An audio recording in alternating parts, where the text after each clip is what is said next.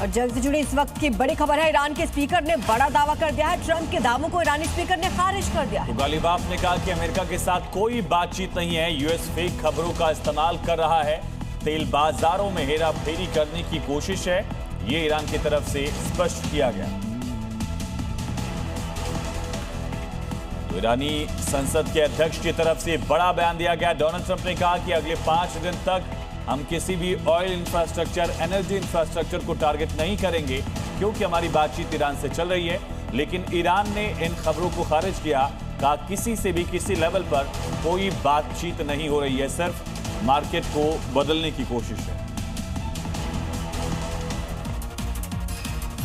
तो ईरान और अमेरिका के बीच बातचीत को लेकर बड़ा बयान सामने आया। ईरान के संसद के अध्यक्ष मोहम्मद बागेर गलीबाफ ने अमेरिकी राष्ट्रपति के उस दावे को खारिज कर दिया जिसमें उन्होंने ईरान अमेरिका वार्ता की बात कही थी। गलीबाफ का कहना है कि ऐसी कोई बातचीत हुई ही नहीं है और ट्रंप का ये दावा पूरी तरह फर्जी है, जिसका मकसद वित्तीय और तेल बाजार को प्रभावित करना और अमेरिका इजरायल की रणनीतिक विफलताओं से ध्यान भटकाना है। इस बीच IRGC ने ट्रंप को धोखेबाज अमेरिकी राष्ट्रपति करार दिया है। वहीं ईरान के विदेश मंत्रालय ने भी अमेरिका के साथ किसी भी तरह की बातचीत से साफ इनकार किया है और कहा है कि ईरान का रुख पहले जैसा ही कायम है।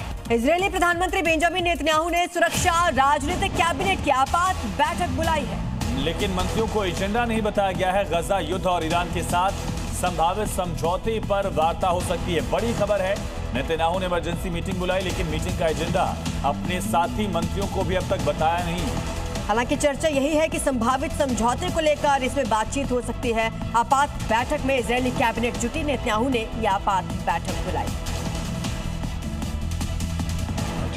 नेतन्याहू ने दोहराया कि इजरायल अपने वाइटल इंटरेस्ट्स की रक्षा के लिए हर आवश्यक कदम उठाकर रहेगा। इजरायल का कहना है कि उसका लक्ष्य ईरान के परमाणु और मिसाइल कार्यक्रमों को रोकना है, साथ ही लेबनान स्थित संगठन हिजबुल्लाह के नेतृत्व और ढांचे को कमजोर करना है। नेतन्याहू ने दावा किया कि इजरायल अपनी सुरक्षा को प्राथमिकता देते हुए ईरान और लेबनान में सैन्य कार्रवाई जारी रखेगा। ईरान के मिलिट्री स्पोक्सपर्सन के एक बड़े बयान ने हलचल बढ़ा दी। ईरानी सैन्य प्रवक्ता ने दावा यह किया है कि ईरान का क्षेत्रीय समुद्री इलाकों पर मजबूत नियंत्रण है।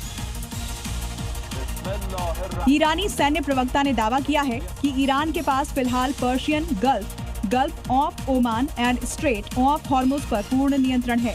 उनका कहना है कि इस रणनीतिक स्थिति के चलते समुद्री मार्गों को सुरक्षित रखने के लिए खाड़ी में माइंस बिछाने की जरूरत नहीं है।